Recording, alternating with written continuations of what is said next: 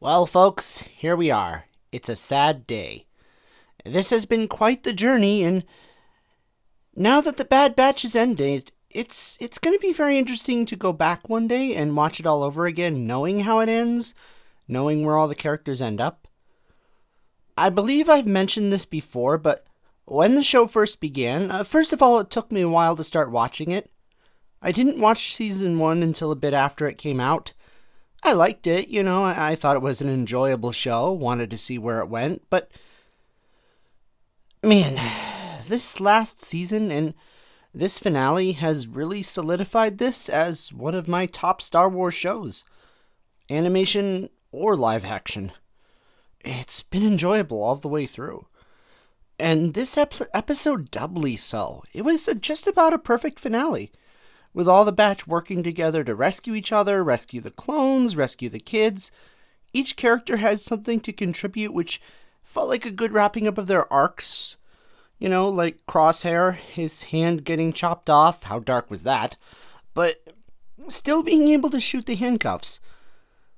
Crosshair had that line of Clone Force 99 died with tech, and I could see there being some truth to that. With that tragedy, they were no longer the unstoppable force they once were, but I think this episode proved that they became a possibly different, but just as strong, if not stronger, squad. Trusting each other, working together to accomplish one final mission, defeating Hemlock, defeating Rampart, destroying the Tantus facilities, and becoming something even better than a squad. By the end, they really did feel like something more, like a family. And this may be controversial, but this is what I would consider to be the best ending to any of the animated shows. It's the first to end on a really quite peaceful, happy note. Yeah, it's sad that Tech is gone. It's sad that a few of the clones died, but the ending of them spending their lives on Pabu, all the main characters made it out alive. I was scared many moments in this episode. Like, there were times when I thought Crosshair was going to die. There were a lot of times when Wrecker was, down for the count when he wasn't feeling good. He was injured. I didn't think he was going to make it. But they all did. And all the clones get to be what they want to be. And presumably the children get to go back to their families. And even Emery was able to be redeemed and join them. I just really, really liked having a happy ending. And with not really any cliffhangers, unlike a lot of the shows, like Rebels or, questions unanswered, like Clone Wars, like the sorts of questions fans usually ask. Like, okay, well, where were these characters during the original trilogy? I think we got that answered pretty definitively.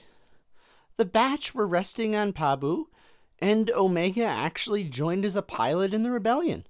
When are we going to get to see those stories? And we also have other questions answered, like with Nala Se's heroic sacrifice to set back Project Necromancer. We know it comes back eventually, but for now it's set back pretty much. Grand Moff Tarkin has reallocated the finances to Project Stardust.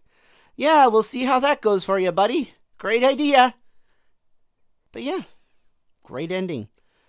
I don't think this is the last we're going to see of some of these characters. It might be, but I could see Filoni bringing back at least Omega. He likes to bring back characters, and she's joined the rebellion. She's out there somewhere, presumably.